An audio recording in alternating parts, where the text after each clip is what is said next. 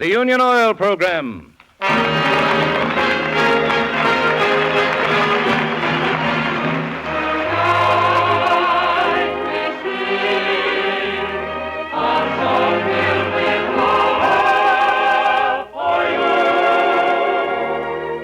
Good evening, ladies and gentlemen.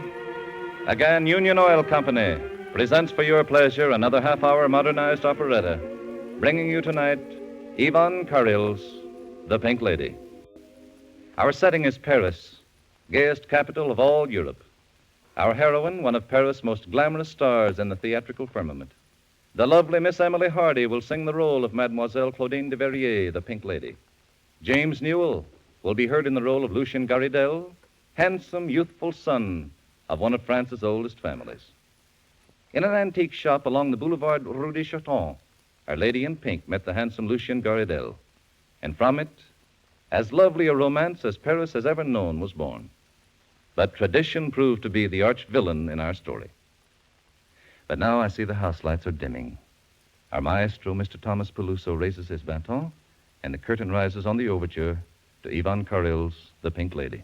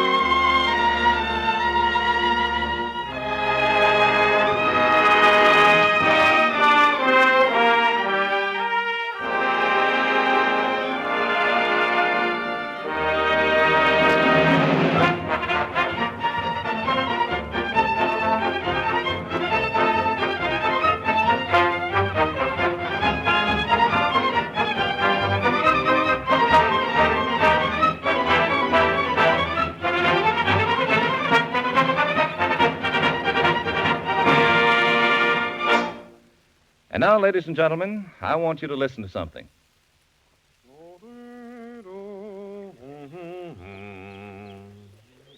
This stream's full of fish. Might be one here.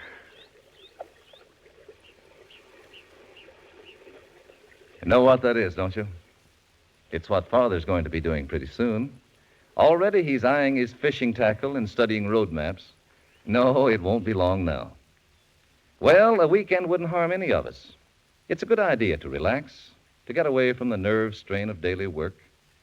And that's why, before you take any trips, we'd like to suggest that you get a copy of Union Oil Company's free 32-page illustrated booklet entitled How to Reduce Traffic Nerves, and read the chapter headed Tips for Trips. It tells you how to make driving more comfortable, easier, and safer, how to sit at the wheel, how to avoid eye strain, tips on passing other cars, and many other hints to help you. For you know, if you don't watch out, you can take your traffic nerves right along with you. And so tomorrow, stop at the sign of the big orange and blue 76 and ask for your free copy of How to Reduce Traffic Nerves. All Union Oil stations have them. And speaking of Union Oil stations, while you're getting your book, have the tank filled with new 76 gasoline. It's especially blended for traffic driving to help you even further reduce the effects of traffic nerves. Try it. You'll see what we mean.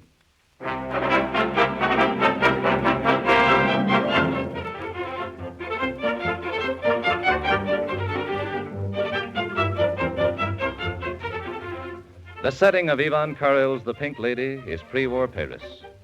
The Paris of the old Montmartre, Maxime's, sidewalk cafes, the Opera Comique, and of the famed and enchantingly beautiful Mademoiselle Claudine de Verrier, toast of Paris. There were many tales of this lovely singing star of the Opera Comique, but here is one that has never been told, and none can tell the story better than that beautiful lady herself. So, ladies and gentlemen, I give you Mademoiselle Claudine de Verrier, the Pink Lady. Ladies and gentlemen, I am Mademoiselle Claudine de Verrier. I suppose you all are curious about my sobriquet, the Pink Lady. But first, may I tell you a little about myself? Paris has always been my home, the theater my profession. At the age of 16, I was a singing star of the Opera Comique. I've been the adored of many and loved by none, save perhaps one, the young, handsome Lucien Garridel. It was Lucien who called me his Pink Lady on a day that I shall never forget. We met that day at a little garden restaurant in the forest of Compiègne, France. It was spring, and there was the music of the wind in the trees and the song of the birds. I stood there wearing that lovely pink dress when down the path came Lucien, gay and vibrant as the morning sun. Oh, Claudine, my beautiful lady. My beautiful lady in pink. Oh, Lucien, it's so good to see you. Claudine, let us walk through the woods. I want to whisper something to you, and I want all the trees to hear. Lucien, I beseech you never to forsake your love of these leafy places. Claudine, I never hear the music of the trees. I never hear the words of the wind, except when I'm with you. Now that you are with me, what are they saying? They are saying that love is as sweet as roses, as fragrant as spring. When love goes astray, oh, where does he go? Up to the Moulin Rouge. No, no, among hearts with his arrows and bows. Sure, that's a subterfuge. For love is a cynical chap, and for archery don't care a rap. He's a roistering, rackety, imbecile, and only considers himself. While love is a perfect baby, a beautiful, innocent boy. In days that were past he was maybe, but being a baby will cloy, and love became bored with childhood, grew tired of being divine, and leaving the sweet scented wildwood, he came up to Paris to dine. I don't believe you, don't believe you. Love I know is divine. I know that love is divine.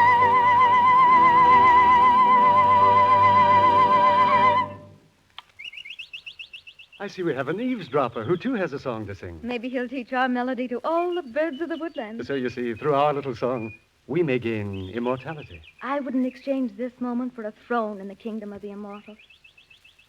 Lucien, I'm so happy. I've been happy, too. Well, Lucien, it doesn't sound quite like you. Claudine, I suppose I could go on keeping this lovely mood and moment for ourselves. But it's wrong. What are you talking about, Lucien? Claudine, I have to tell you, I can't go on deceiving you. What is it, Lucien? Let me start from the beginning. We met 10 days ago at Don Didier's, the old antique dealer. Yes. We both reached for that snuff box. And since that day, we've had some wonderful moments. But, Claudine, you see, we asked nothing about each other, nothing of our past, who we were. But, Lucien, that was the charm of it. For once, it wasn't important who you were or who I was. Two people met and found in the touch of a hand, the exchange of a glance, a feeling of a wonderful understanding. But there is the past. There are ties that bind a man. And I am bound. What do you mean exactly, Lucien? Claudine, in 6 weeks, I'm to be married. Oh. Who is she? Her name is Angers. We've known each other since childhood. It is our family's wish that we marry. I think I understand, Lucien. You see, Claudine, even if I were to cast all that aside, lose my inheritance, my allowance, still I have no profession, no training, save in the graces of good living. I understand. If the past arises to mock us, who are we to challenge it to be changed? Lucian. Well, why, Bibi, what brings you here? Plenty. And I haven't much time to explain. Mademoiselle Claudine de Verrier, my very good friend, Monsieur Bibi. How do you Mademoiselle, Lucien, your fiancée, Angèle, is here with Maurice. What? But how did... Listen to me. We're motoring by the Compiègne forest. Maurice recognized your motor car in front of the restaurant. And who is Maurice? A cousin of Angel's, whose main occupation is prying into other people's business. Where are they now? Maurice and Angel are waiting in the garden restaurant. The proprietor told me that you were walking through the woods, so I hurried here to find you. What should I do? I told Angel I was visiting Monsieur Didier in Paris. Oh, my goodness, here they come. Lucian, darling, this is a surprise. Oh, I'm sorry. I didn't know you had company. I've got to pretend you're someone else. Angel, this is Madame Didier. Madame Didier, Mademoiselle Angel. Monsieur Maurice Duzac. How do you do, madame? Madame Didier? Yes, the wife of Monsieur Didier, the antique dealer. Yes. Yes, Monsieur Philippe Didier. Well, isn't it strange? I thought you would be a much older woman. Your husband may be a dealer in antiques, but his personal tastes are decidedly on the youthful side. Yes. But, Lucian, I thought you were going to Paris to visit Monsieur Didier. Well, I did. That is, I was, but he insisted that I accompany Madame Didier to the famous aviary here. Madame Didier, I would be glad to escort you there while Lucian makes some luncheon arrangements. Oh, yes, please, Monsieur Bibi. Will you give me the pleasure of showing me the aviary? Come, Angel. Maurice, we'll have Poche set up lunch for us. Mademoiselle Claudine, I bow to your magnificent performance. You were superb. I wish it were just a performance. You know, Lucian should take after me. I have loved the same girl ever since I was 21. And although I waited 14 years, my love for her has not changed. So? We vowed to love each other eternally. Really? But where is this girl? Oh, she went to live in Saskatchewan. Saskatchewan. That's a long way to go, isn't it? Though oceans separate us, our love has carried us through the years. Oh, Giselle, still I keep my vows. And in such lovely company, I find vows very difficult to keep. By the banks of the Seine with girls so beautiful, it gives one pain to remain quite dutiful. And yet I've sworn by the stars above throughout my life to reserve my love for a girl by the Saskatchewan, for a girl by the Saskatchewan. But the girls by the Seine all come canoodling. They're bold and vain with a taste for snoodling. Their lips are red, their eyes are bright, and they've got a style that removes from sight a girl by the Saskatchewan. Yes, a girl by the Saskatchewan. Flow, river, flow down to the sea. Bright seas, bring my loved one home to me. True, dear one, true, I'm trying hard to be. But hear me say, it's a very long, long way from the banks of the Seine for a girl to go and stay by the banks of the Saskatchewan. Flow, river, flow down to the sea. Bright seas, bring my loved one home to me. True, dear one, true, I'm trying hard to be.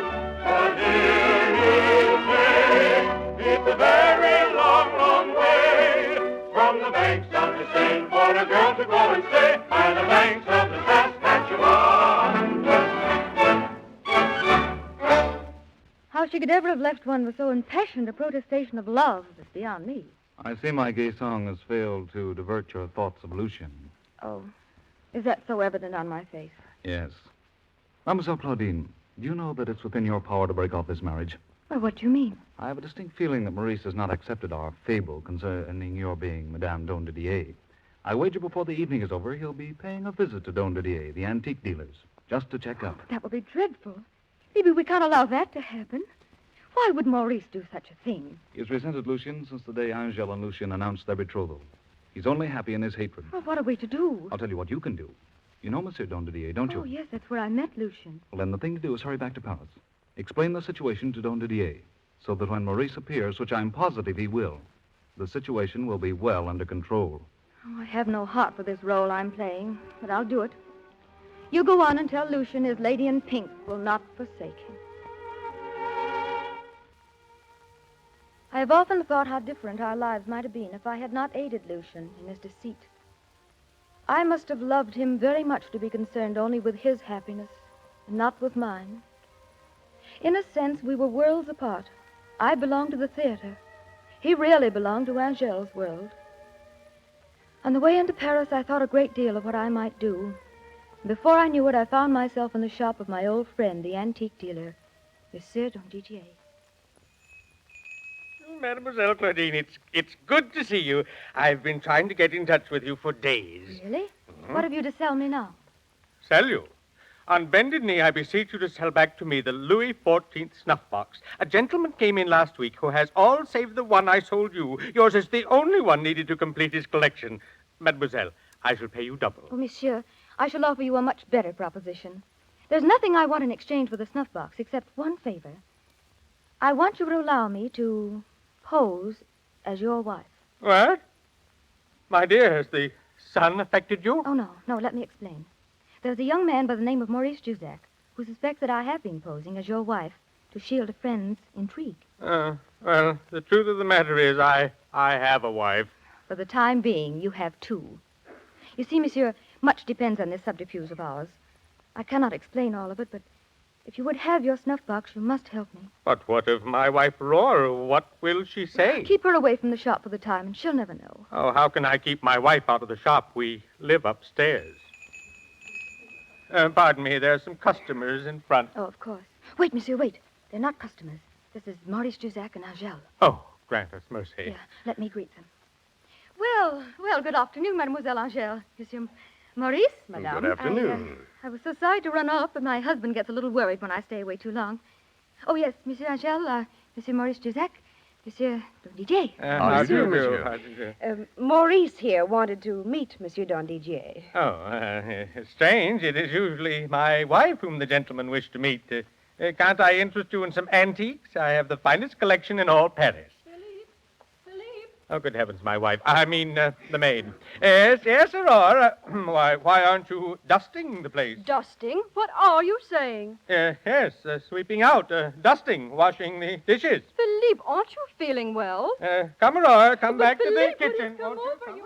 Come along. Well, what an eccentric person. Yes. Odd, isn't she? What the world was that? Well, you folks must pardon the interruption, please. My darling, what happened to your head? That maid of ours, she gets violent at times. Well, Maurice, I hope you're satisfied that this is Madame Dondidier. Well, And that's the last time I want to hear any more lies about... But, Angela, I was only doing it. I've earned my snuff box, haven't I, mademoiselle? Yes, Monsieur Dondidier. You shall have your snuff box the first thing in the morning. I hope you don't lose your happy home. That's something I'm going to find out right now. Claudine. Oh. Oh, I'm glad I found you. Lucian, how did you know I was here? Bibi told me. All I can say, Claudine, is that I don't deserve it. Well, Lucian, it's done. I only hope you will find happiness. Why speak of happiness? I don't even deserve your respect. Oh, Lucian, this is as it should be. How could we know that in meeting each other events would conspire against us, would come upon us to torment us? I'll never forget you, Claudine. Never. To the end of my days. Each night on a rippling tide of melody I will glide and live in the light of beauty's eyes with everything else outside. I'll hold with a magic bow such harmony sweet and low. The ladies will forget to meet and harmony cease to flow. And while I play, my yearning eyes will see. My yearning eyes will see. To you, beautiful lady, I raise my eyes.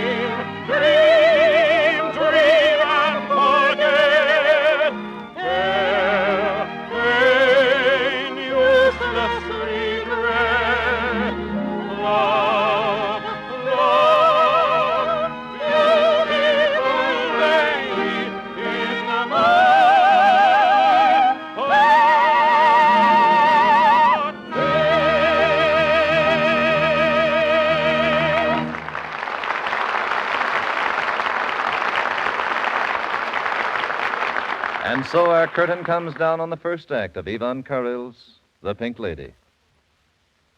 Did you ever try to blow up 50 toy balloons? Well, the other day we received a letter from one of our customers, a young lady who was getting ready for a party. I bought 50 toy balloons, she wrote us, and we were trying to blow them up by lung power. Oh, there. That's 10. Gosh, Elsie, we can't blow up 50 balloons. Well, I'll blow up myself if I blow up just one more. Me, too. What do you have to have balloons at a party for, anyway? What do you think I am, an air compressor? Wait. Mary? What? I've got it. An air compressor. Get those balloons and come on out to the car.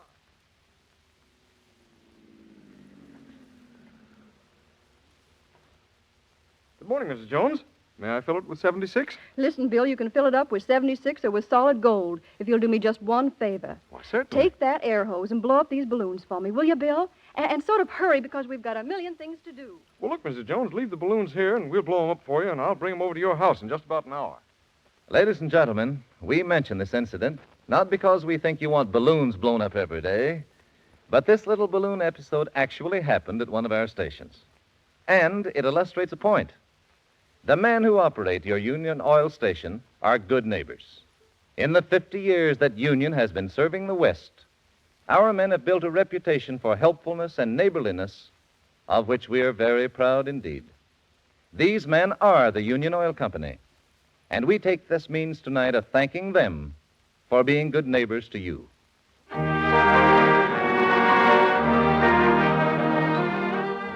Once more, the curtain rises on the last act of Ivan Karil's The Pink Lady. But here is Claudine, our Pink Lady herself, to tell you her story. I left Paris immediately after that eventful day at Monsieur Dondidier's. Paris was too full of memories. But even the countryside failed to soothe my restless soul, and so I decided to return. Oddly enough, the day I arrived back in Paris was the day of Lucien's wedding. All the lovely things he once said to me kept pounding in my brain. That night, harassed by the thoughts of finality, I decided to have a little celebration of my own. I arranged for a small party at Maxime's with some old friends. More wine, Mademoiselle Claudine? Please, Pierre, and keep the glasses brimming full. Celebrating some occasion? A birthday, perhaps? No, Pierre. A wedding. Mademoiselle, 3 gentlemen over at that table were asking if you were the famous Mademoiselle Claudine de Varier. And what did you tell them, Pierre? I said that never has the opera comique heard such a glorious voice. Please, Mademoiselle, will you not do us the favor with a song, if only for me, Pierre, who sat in the gallery and whispered to his friends, I have served the beautiful Mademoiselle Claudine. I know her. Would you be so kind? Oh, no. No, Pierre. Well, why not? I shall sing for you, Pierre. For you alone. In a French dance hall, there's a jolly little band playing jolly little tunes all day. La la la la la la la. La la la la la la. So she smiles and smiles, and she cannot understand why she shouldn't live a life that's gay. La la la la la la la. La la la la la la. And she flirts about like a butterfly at ease, and she hasn't any care at all. And the whole world seems like a bubble in a breeze, and a jolly sort of fancy ball. Zip-de-la, la-la-la-la-bum-bum, zip-de-la, la-la-la-la-boo. Life is grand when you hear a jolly band playing la-la-la-la-la-la. That is why everything is rosy, and why I lead a like a star. All day long I can hear the jolly song going la-la-la-la-bum-bum, la-la-la-la-bum-bum, la-la-la-la-zip-de-la, la-la-la-la, la-la-la-la-la-la-la,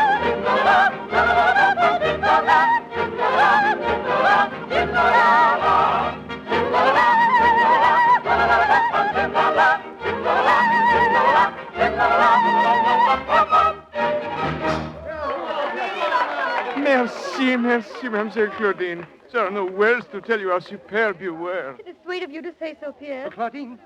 Lucien, what are you doing here? We were having our wedding supper upstairs. I heard you sing. I had to see you again, Claudine. Accept my wishes for a happy marriage, Lucien. I do not ask for happiness.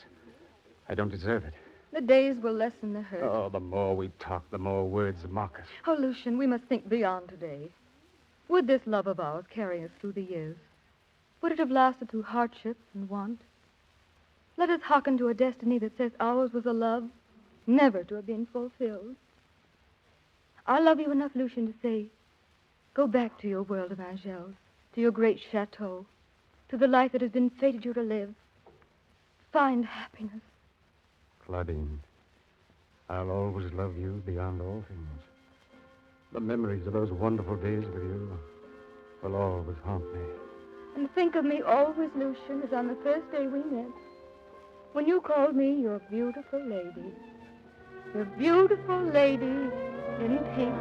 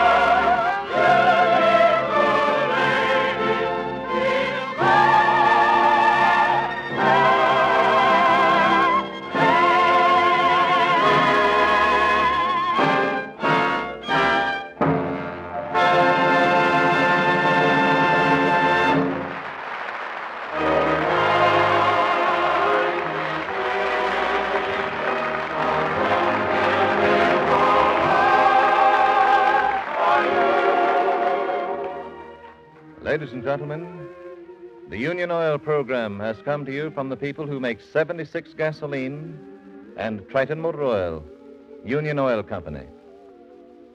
We shall be expecting you next week at this time when we will present Gounod's never-to-be-forgotten opera, Faust.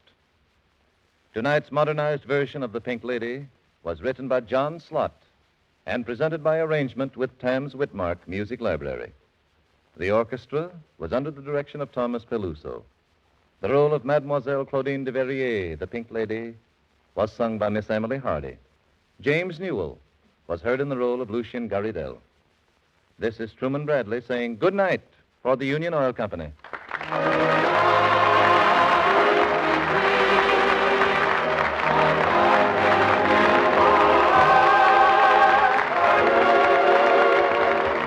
This is the Columbia Broadcasting System.